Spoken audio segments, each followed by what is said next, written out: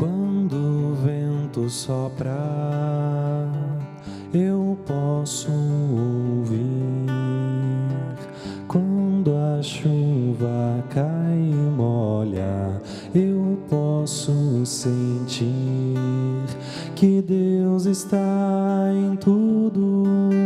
Basta apenas perceber. Está ao nosso lado, guiando os nossos passos. Está dentro de mim e de você.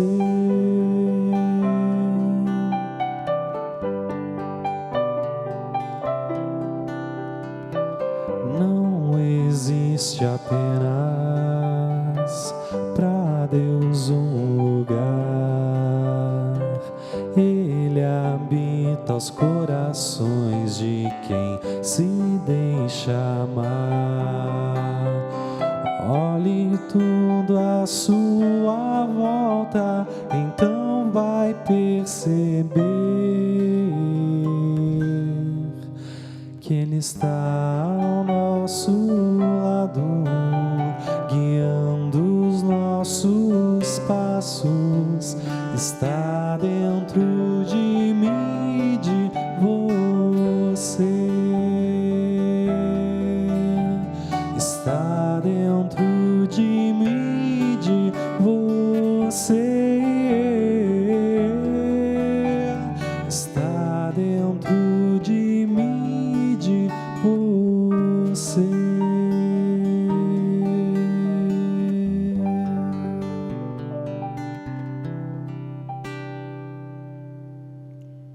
Bem-vindos a mais um Psicologia e Arte.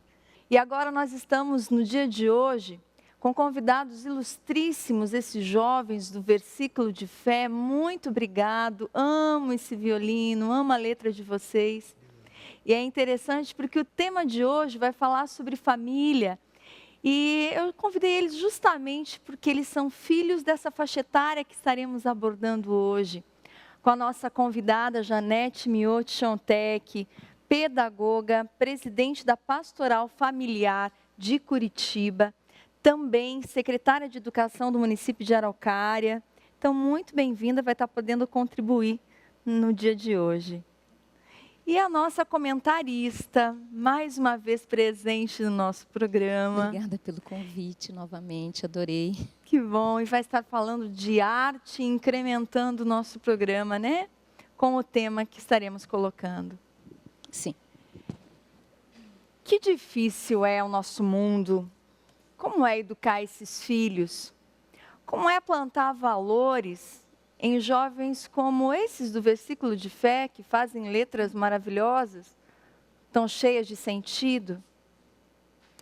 Como é criar filhos para poder voar, e voar às vezes bem longe, mas poder voltar? Como é criar um filho que tenha asas e raízes? Esse equilíbrio, sabendo que vida cruel é essa, né? Esse destino, esse universo, esse Deus nos dá uma criança que a gente ama tanto. Por alguns anos ela precisa da gente e depois lança voo. Que amor é esse? E como é ser filho de pais nessa diversidade dessa vida? É sobre tudo isso que estaremos falando no dia de hoje. Nós vamos para um breve intervalo e retornamos daqui a pouquinho.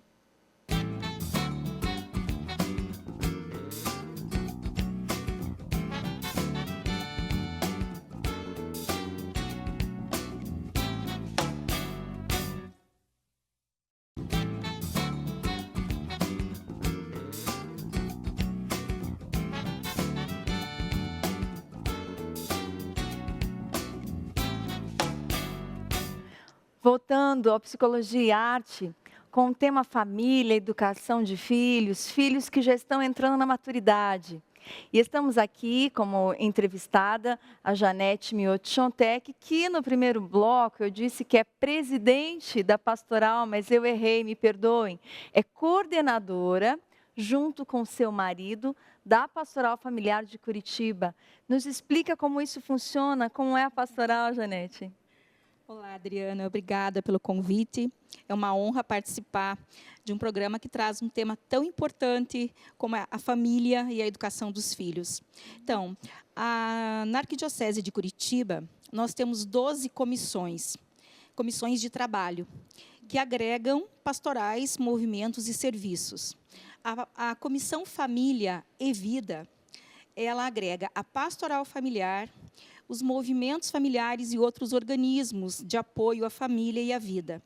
E, nesse momento, o Afonso, meu esposo, e eu, nós coordenamos a Comissão Família e Vida e a Pastoral Familiar.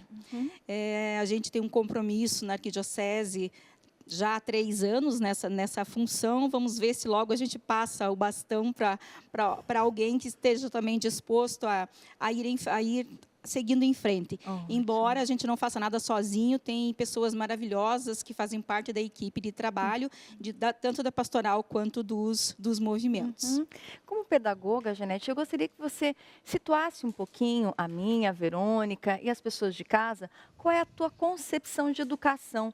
Porque até dentro da psicologia existem N teorias, tem profissionais, linhas que vão dizer que a criança nasce com uma folha em branco, outras vão dizer que nasce com toda uma história. Como é a sua concepção de...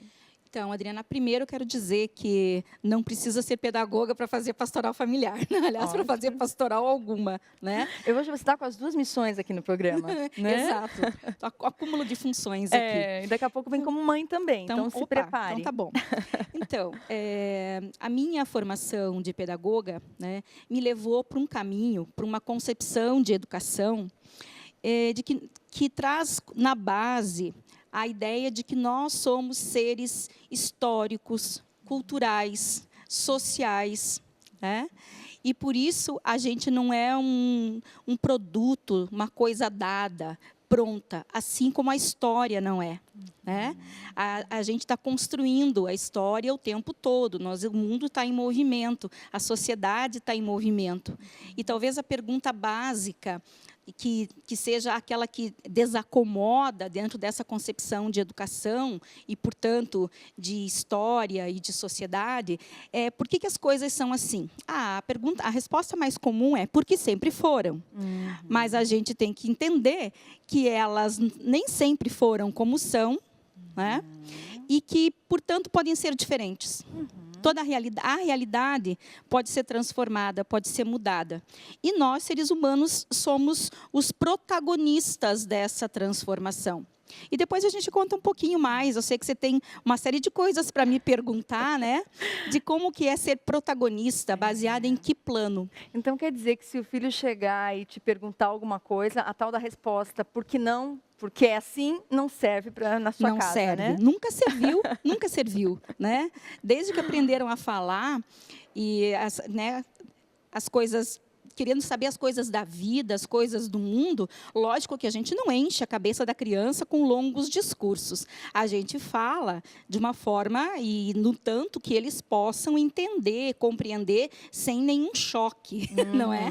Mas a gente não pode mentir para as crianças ou falar de algo que não seja real, verdadeiro, para depois, mais tarde, a gente não ser questionado. Mas olha, mãe, você não tinha falado que era assim? Olha, pai, você não tinha falado que era daquele jeito? Como é que é agora, então? Verônica, você tem filhos pequenininhos?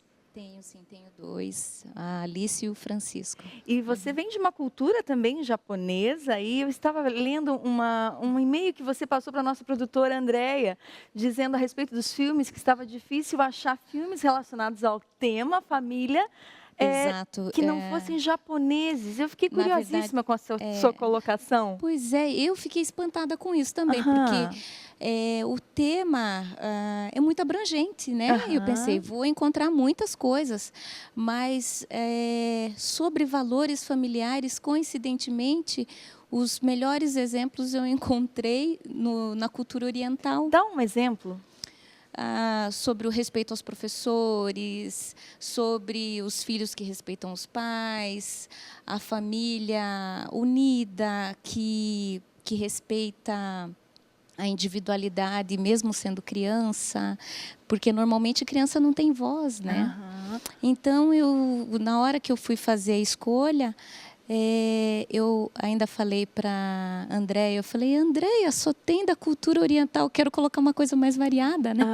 Não, mas pode trazer, está autorizadíssima pela Andréia, por mim, não é, Andréia, né? Pode trazer. Você vai ter que traduzir, só isso. Sim.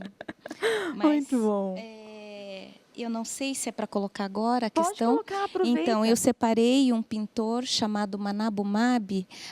Quando a família dele veio se instalar no Brasil, na época da imigração japonesa, a maioria das famílias japonesas foram para a área da agricultura, né? Então, a família dele foi plantar café.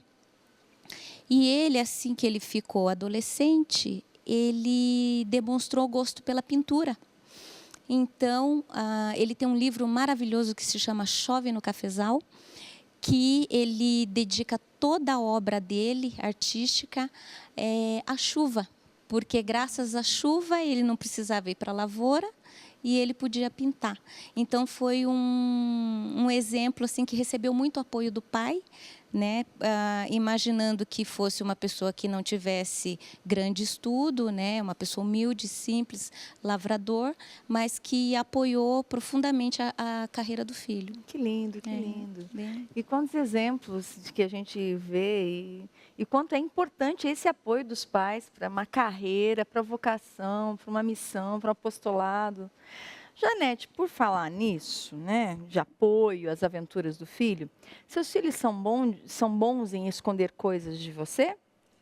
Eles são ótimos. Eles conseguiram dessa vez, né? Eu tô achando que sim. No intervalo, você pegou alguma coisa aqui no ar. Peguei algo no ar. Mas eles esconderam bem. Muito bem. Foi culpa nossa, então. Olha. Então, nós aprontamos uma contigo, sim. Nós fizemos uma gravação com seus filhos e nós vamos ver agora com vocês. Vamos nessa? Carlos, fala pra gente um pouquinho, então, como que é a rotina aqui da família Mioto Shiontek. Sei que são bem católicos, né? Isso, a gente bem católico. Tipo, quando a gente, todo final de semana, a gente às vezes não consegue ir junto à missa, mas a gente vai tranquilo, né? Quando um não pode ir, o outro vai. Quando um está doente, o outro reza pelo outro, é tranquilo essa questão. Mas também o pessoal aqui participa do grupo de jovens, né? Tem a pastoral familiar também que a gente participa. E é bem legal essa interação que a família tem com a igreja. Qual que você acha que foi a diferença que os teus pais fizeram na tua vida para você ser como você é hoje? Eles fizeram toda a diferença me levando à igreja, porque a igreja ela te dá a base de você, a base ética e moral. Eu tenho essa diferença, né? Quando uma pessoa na rua deixa cair uma moeda, que seja 50 centavos, eu vou lá e devolvo para ela. Não tem essa questão de, não vou devolver porque eu vou sair com a vantagem, né? E essa base, né, que sempre foi forte de a relação igreja e casa, pai e filho, no caso, sempre foi muito forte para eu ser o que eu sou hoje. E a tua mãe que vai estar no estúdio lá, então, como que é a tua mãe no dia a dia? Minha mãe no dia a dia, ela é trabalhadora, guerreira, mas eu acabo vendo ela pouco durante o dia, né? Porque eu chego à noite em casa, ela fica acordada até eu chegar em casa, né? Aquela questão de mãe, né? Ficar com medo, não, será que meu filho vai chegar hoje em casa, né? Sempre tem essa preocupação de mãe. Ela chega, vem, às vezes eu tô meio estressado por causa da faculdade, mas ela chega, e aí filho, tem coisa para comer, tem tudo isso aqui, vem aqui e vem me dar um carinho, né? Isso aí. Sempre tem essa preocupação, então? Sempre tem essa preocupação. E é muito boa essa preocupação. Você sabe que está sendo cuidado. Que lindo isso. Então, você mesmo sendo uma guerreira, toda essa potência que você é, o essencial é preparar a comidinha para o filho, né? É a nossa primeira função. E é bonito porque ele se sente amado com essas pequenas coisas. Cuidado, né? A palavra dele, ele me sinto cuidado, né? Porque quando eles são pequenos, cuidar é muito fácil, talvez é aquilo que ocupa o maior tempo da gente na relação com o filho. Quando um filho tá, né, crescido, é difícil a gente, como mãe, ter essa devolutiva, perceber que eles se sentem cuidados. Fiquei muito feliz dessa expressão, porque para os adolescentes e para os jovens, às vezes, cuidado de mãe é aquela coisa que é um saco, né? Larga do meu pé, eu já sei que eu tenho que pegar um agasalho, eu já sei que eu tenho que fazer isso, eu já sei que eu tenho que fazer aquilo. Mas que bom, fico feliz em saber que ele se sente cuidado. Sabe que, sabendo que você estaria aqui, eu dei uma relida em algumas coisas do Diretório da Pastoral Familiar, né, de 2004, organizado pela CNBB. E tem alguns trechos, eu como psicóloga, que achei assim de uma sabedoria, que claro, a igreja é sábia, e teu filho falou dessa questão da religião, o quanto foi importante para ele. Então, por exemplo, os pais são os primeiros e principais educadores, e a família é a primeira escola de virtudes. Como que você contextualiza isso, então, versus igreja, versus escola? Conta um pouquinho sobre isso. Sabe, Adriana, essa produção da CNBB, que foi editada em 2004, que dá diretriz para todo o trabalho de ação evangelizadora com a família, na família e pelas famílias, ele não nasceu de nenhuma ideia mirabolante ou alguma observação de fora do que a nossa igreja faz. Talvez você é mais jovenzinha, né? Não sei se você recorda. Em 1994, nós tivemos uma campanha da fraternidade no país, no Brasil, que se intitulava assim: A Família Como Vai? Essa campanha da fraternidade foi um passo em direção ao diagnóstico que nós, igreja brasileira, fizemos em relação à situação da família. E depois de algum tempo de estudo e de trabalho sobre esse conteúdo todo do diagnóstico, é que nasceu o diretório e a pastoral familiar de uma forma organizada, dando uma resposta à realidade da família, uma resposta da igreja à realidade da família. E essa constatação e esta afirmação que você acaba de ler, né, que é conteúdo do diretório, confirma aquilo que nós, como sociedade e como igreja, manifestamos. Fomos nós, povo de Deus e sociedade brasileira, que dissemos isso. E a igreja reafirma, fundamentada nos valores do Evangelho, que os pais são os primeiros educadores. E aí a concepção de educador, a gente tem que entender o seguinte: não é aquele que faz fotocópias na cabeça do outro ou se reproduz no outro. A gente educa seres únicos, que em nós vão ter referências, mas, ao mesmo tempo, eles também são protagonistas desse seu processo de humanização. E, aliás, é o processo de humanização que nos aproxima mais de Deus, é aquilo que nos torna mais próximos. Ao contrário do que a gente pode, talvez, ouvir no senso comum, de que nossa condição humana, né, olha, a violência, a inveja, a prepotência, o orgulho, esta não é a condição humana. A condição humana é aquilo que nos faz imagem e semelhança de Deus. Por isso o processo de humanização e os pais assumindo como educadores nos tornam mais próximos de Deus. Muito bem, nós vamos continuar no segundo bloco, mas só confirmando que na psicologia nós também vemos que os principais traumas são causados pelos pais. Em segundo lugar, viriam os cuidadores ou professores. Mas falaremos sobre isso daqui a pouquinho. O Versículos de Fé, esses filhos, pelo jeito maravilhosos de seus pais, encerram o bloco, por favor.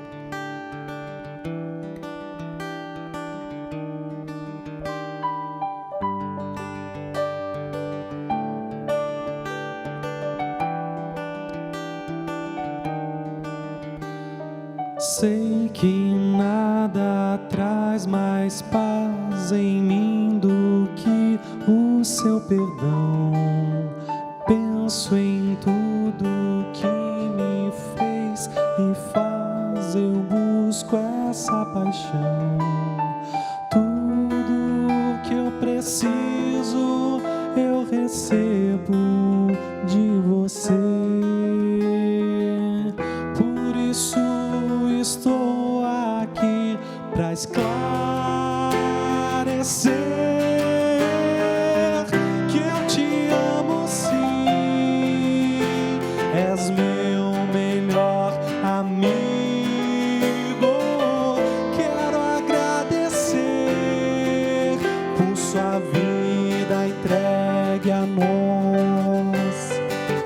Você sabe tudo o que eu sou, como agi, foram muitos erros. Quero me redimir.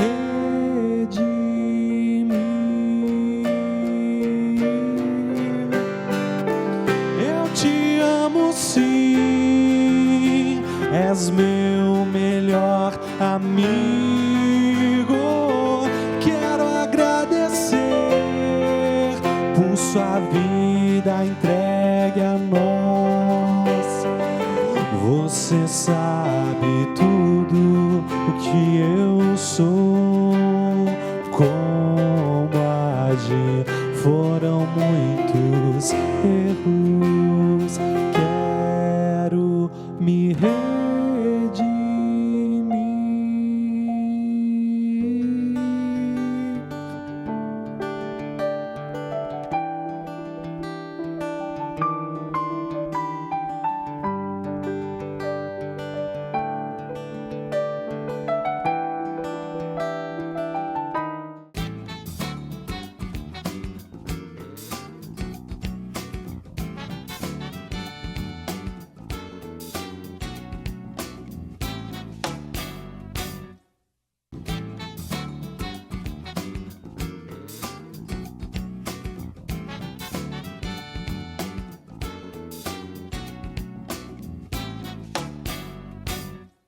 Voltamos ao Psicologia e Arte na Rede Evangelizar de TV e fechamos outro bloco com uma música linda do Versículos de Fé. E eu aqui no intervalo comecei a questioná-los e eu gostaria que eles me falassem agora que parte da música você cantaria para os seus pais.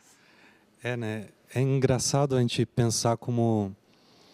Engraçado não, mas é interessante a gente pensar a figura do pai, aquela figura que traz, ou da mãe também, com o lar, né? Cria isso pra gente, o lugar onde a gente pode retornar, um lugar que a gente sente à vontade.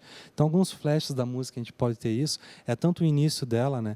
Que sei que nada traz mais paz em mim, esse lugar do lar, bem como a parte do refrão, quando a gente fala que eu te amo sim, és meu melhor amigo, quero agradecer por sua vida entregue a nós. Aqui na música a gente fala como Deus, não, que é o nosso pai. Mas isso também pode abranger o nosso pai na figura familiar, assim, que querendo ou não, é uma dedicação que ele faz para a nossa vida. Ele doa parte da sua vida, doa a sua vida para a nossa educação, para o nosso bem-estar.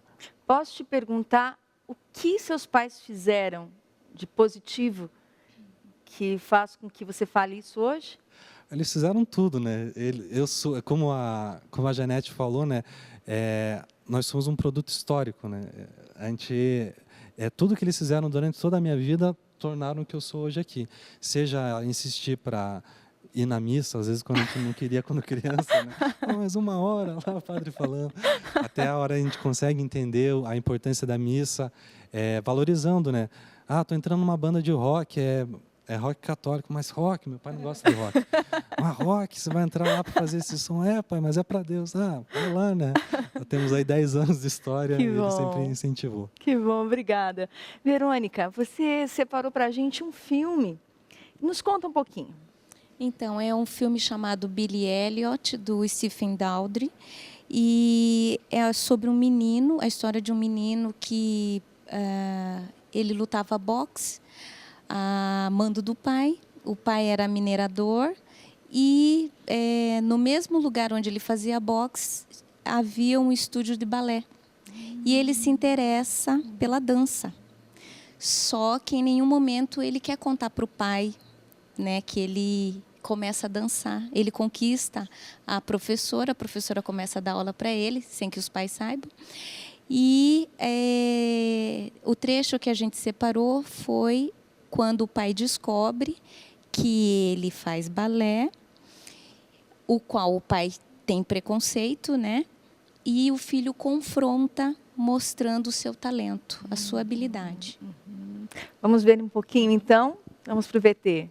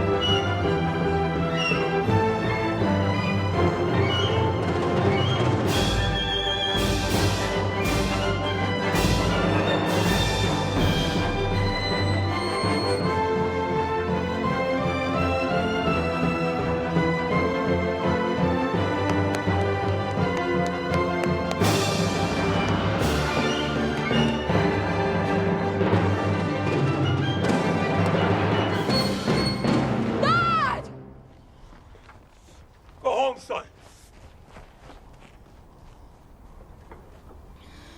Muito lindo esse filme. Que desafiador foi para esse filho mostrar quem ele é. E nem sempre os filhos são aquilo realmente que esses pais sonharam e planejaram. Aliás, isso pode se tornar um grande problema.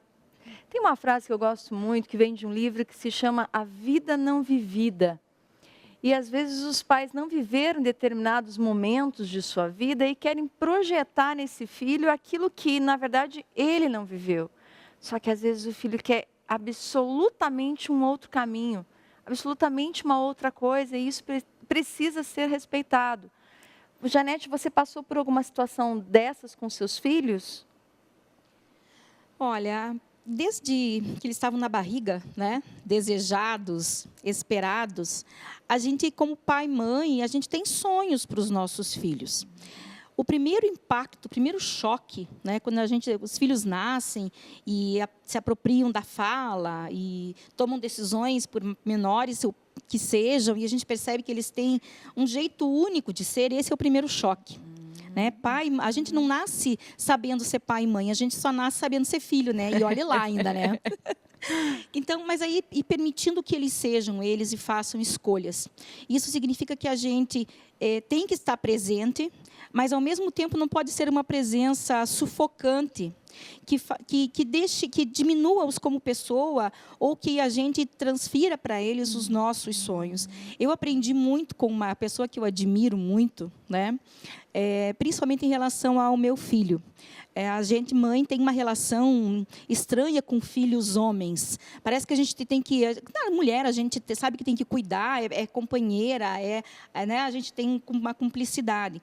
E em relação ao filho homem, a primeira tendência da mãe é a proteção.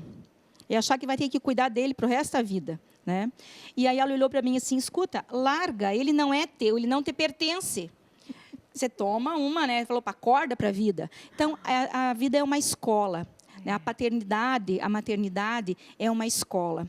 E o que me encanta nessa escola é o quanto a gente, na nossa vida, né, na nossa história, a gente precisa dos outros para aprender. A gente só aprende na relação com o outro. Claro que tem um momento da aprendizagem que é interno, que é o nosso processo de internalização. Eu brinco sempre, é aquele momento que a gente está remoendo tudo, né, e transformando naquilo que nos dá sustentação para desencadear a próxima ação. Mas a gente precisa dos outros para aprender.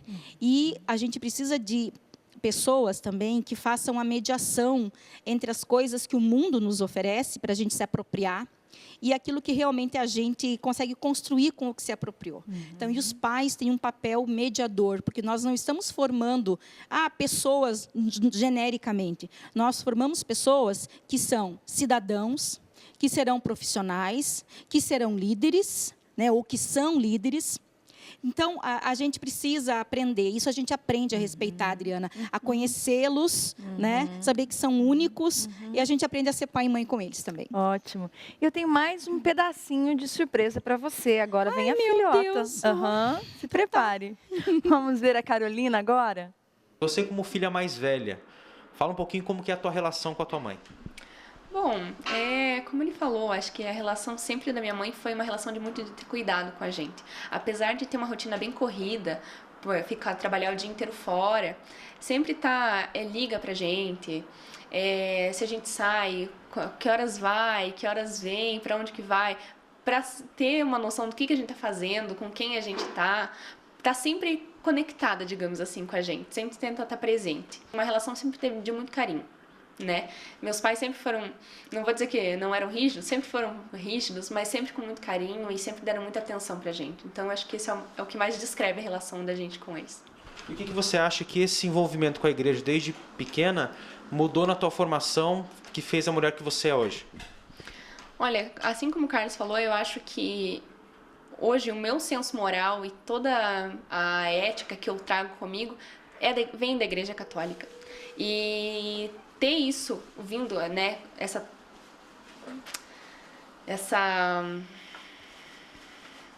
esqueci a palavra. Experiência, bagagem. Essa bagagem ter vindo dos meus pais, né, não ter sido buscada por mim, mas mais tarde, eu acho que isso me adiantou muita coisa. Né? É desde pequeno que está sendo construído. Não foi, depois de grande eu fui atrás da igreja e fui conhecer. E essa é a importância deles, né, desde pequeno. E isso é a importância de você estar de pequenininho dentro da igreja. Hoje eu posso dizer que muitas das decisões que eu tomo têm um cunho completamente voltado para a moral católica, né? Então, isso tem me trazido muita coisa boa. Eu acho que se não fosse assim, provavelmente eu não sei onde eu estaria. Se eu estaria fazendo direito na faculdade, se eu estaria indo agora viajar. Então, acho que tudo isso tem a ver. Você falou da viagem, então agora se preparando já para passar uma temporada fora. Sim. Como é que tá o coração sabendo que vai ficar longe do pai, da mãe, do irmão? Tá apertado, com certeza. Vou sentir saudades, mas aí também entra toda essa questão da educação católica e da educação de ter os meus pais próximos. Eles sabem da educação que eles me deram e de toda a base que eles construíram. E com certeza com isso eles podem confiar em mim numa viagem dessa.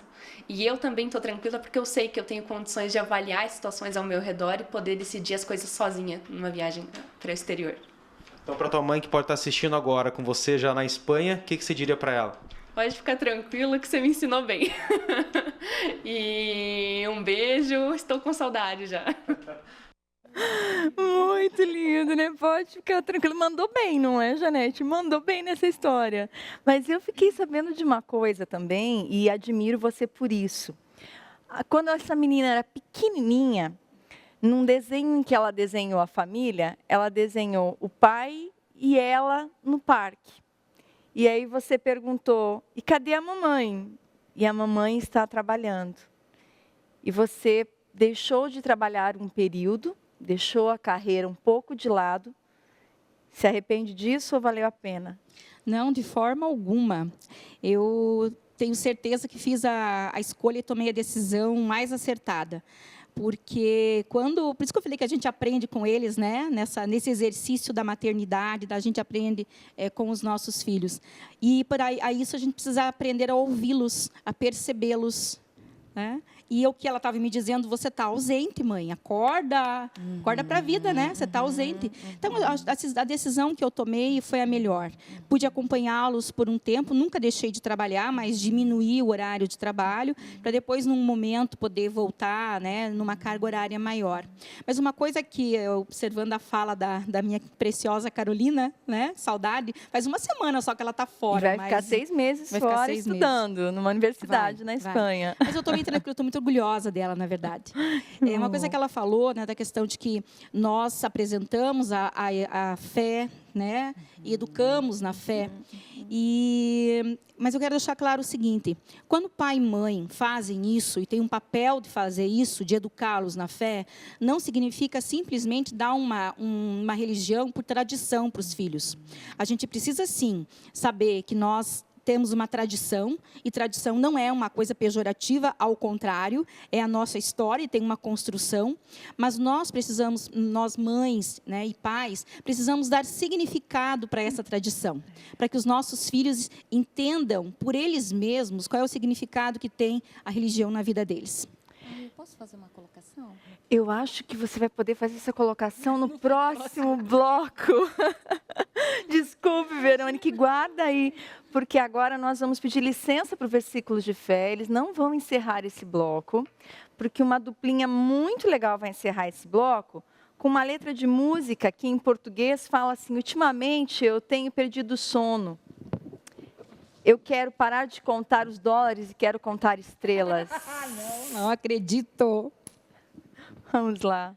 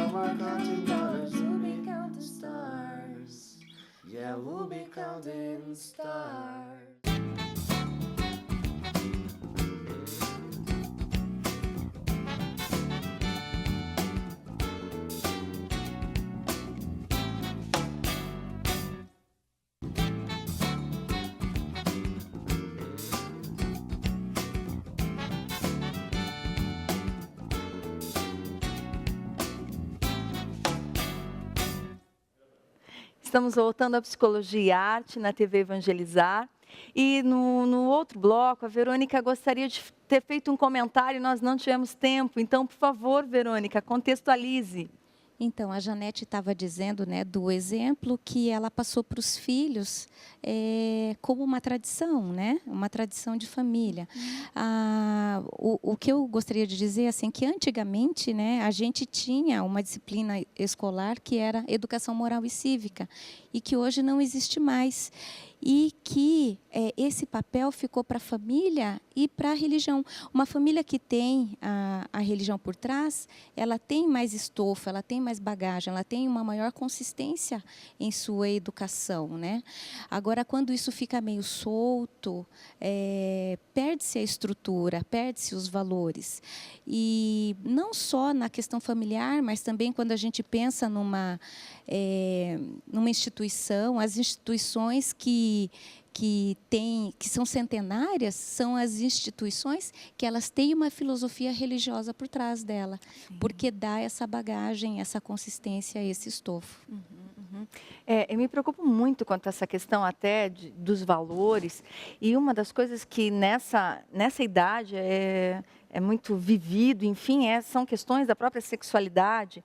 E até tirando do documento que estávamos falando no outro bloco, tem uma frase muito interessante: os pais devem ajudá-los a descobrirem o sentido da sexualidade no contexto do amor, como mediação da felicidade e realização humana. Como você passou esses valores, Janete, para os seus filhos? Adriana, esse é um recorte só em relação à sexualidade, mas a todos os outros aspectos da vida, os pais devem ser chamados a fazer essa reflexão. Eu estava lendo outro dia um livro do Padre Zezinho, Família Sitiada e Família Situada. E, de fato, a gente, se for perceber o que está no nosso entorno, nós vivemos sitiados, nossos filhos vivem sitiados, as famílias vivem sitiadas. Mas o que significa ser uma família situada? É aquela como pequena comunidade ou igreja doméstica que traz para dentro a reflexão e a discussão de todos os aspectos da vida. Ótimo. E aí vem a questão da sexualidade também. E não vem quando eles são adolescentes, sentam do nosso lado ou contam que estão tendo interesse por um outro rapaz ou por uma outra garota, né? Ele vem desde pequenininho, desde que você vai ter o segundo filho e o primeiro pequeno vem e pergunta, né? Mas como que ele entrou na sua barriga?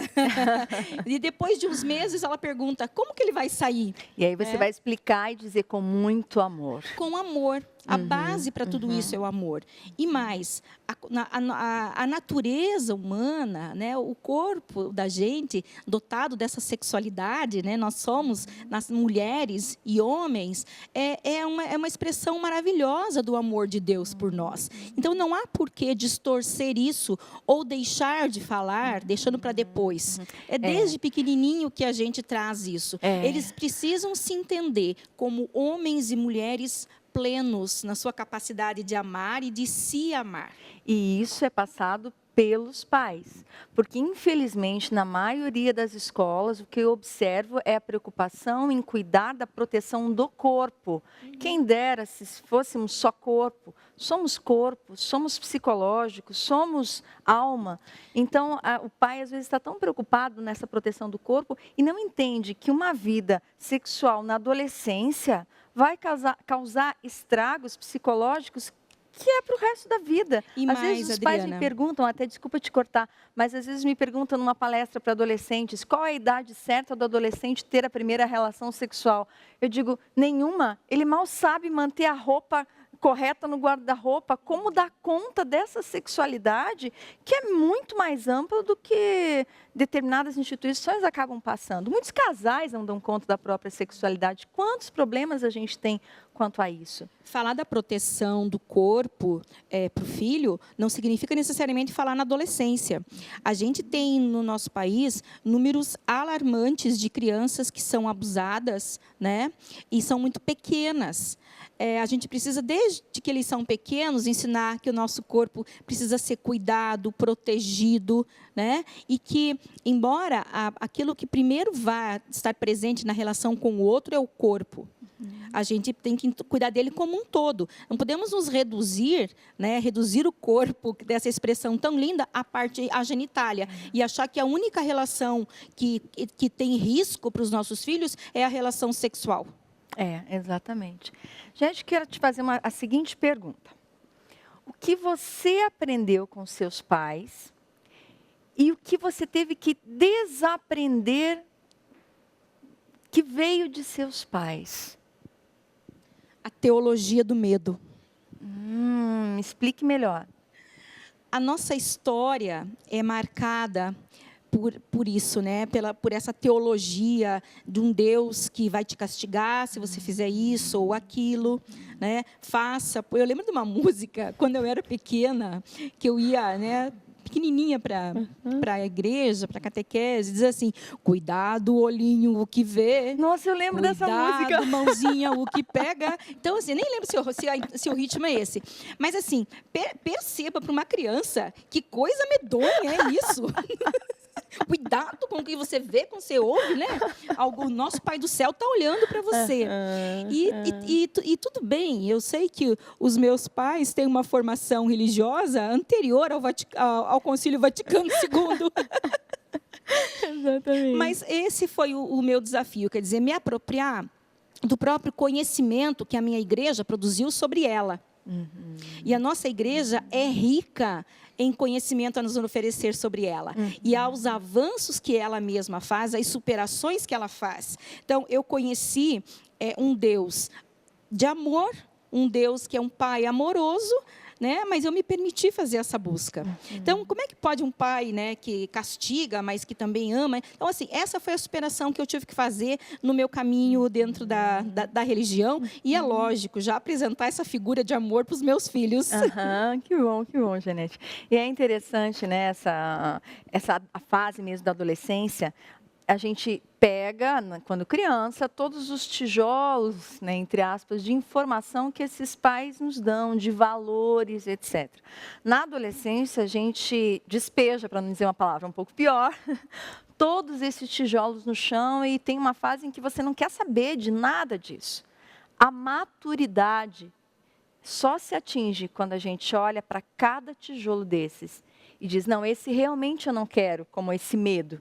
Mas esse eu quero para mim. E aí, por livre escolha, por livre arbítrio, muitos tijolos eu me torno como os meus pais. Isso é muito bom, né? Nós sabemos o quanto nós temos de herança genética, psicológica, que herdamos dos nossos pais, e a herança genética não é tão fácil jogar no lixo dessa forma. Recebemos coisas belíssimas que vêm através dessa herança psicológica, dos dons.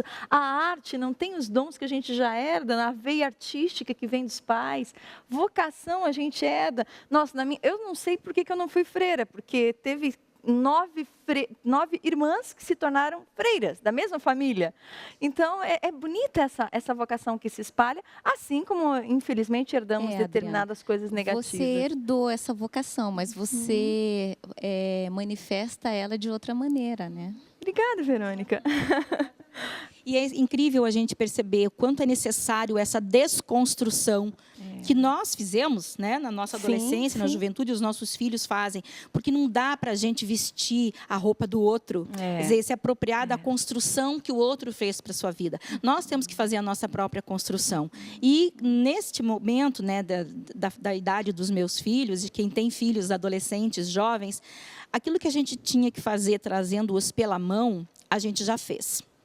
Agora, a gente precisa apoiá-los, tê-los por perto para que a gente possa conversar com eles sobre as coisas que eles estão vivendo, mas também não julgá-los e rezar muito por eles. Oração de pai, mas é sério, oração de pai e mãe tem um poder.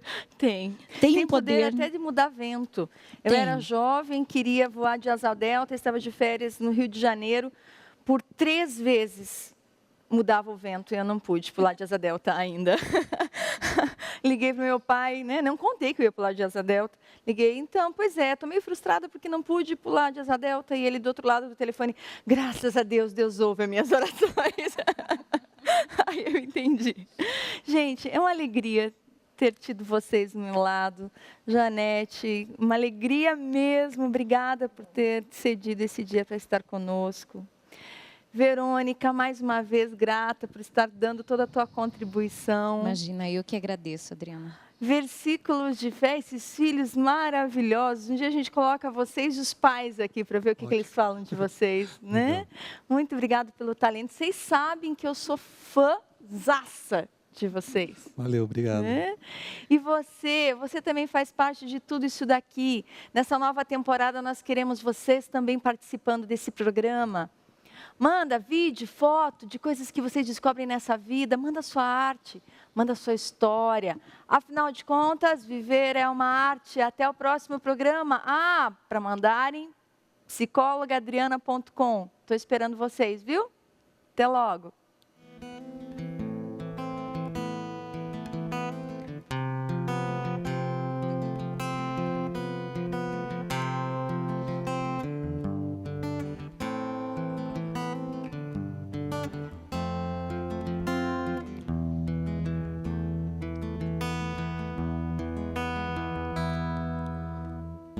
Um certo dia chegou que o pai buscou sua filha, que foi levar Cristo à vida. Ele pediu, ela aceitou.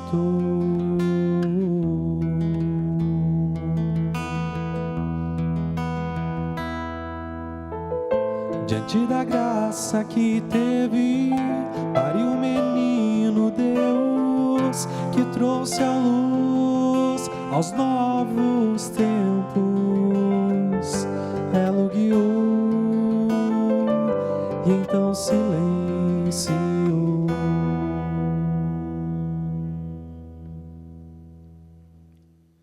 Intercede por nós, ó Mãe de Jesus, nos traga a força que teve ao ver seu filho na cruz. Intercede por nós, Mãe do céu.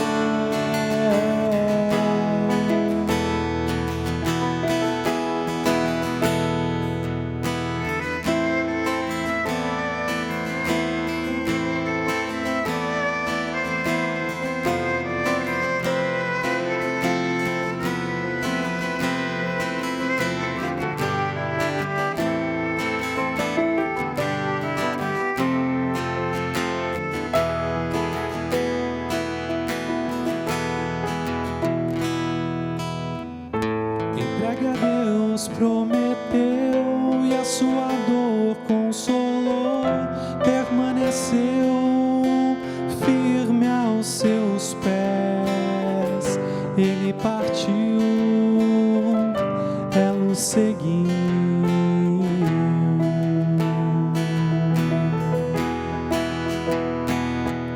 Intercede por nós, ó Mãe de Jesus, nos traga a força que teve ao ver seu filho na cruz. Intercede por nós, Mãe do céu.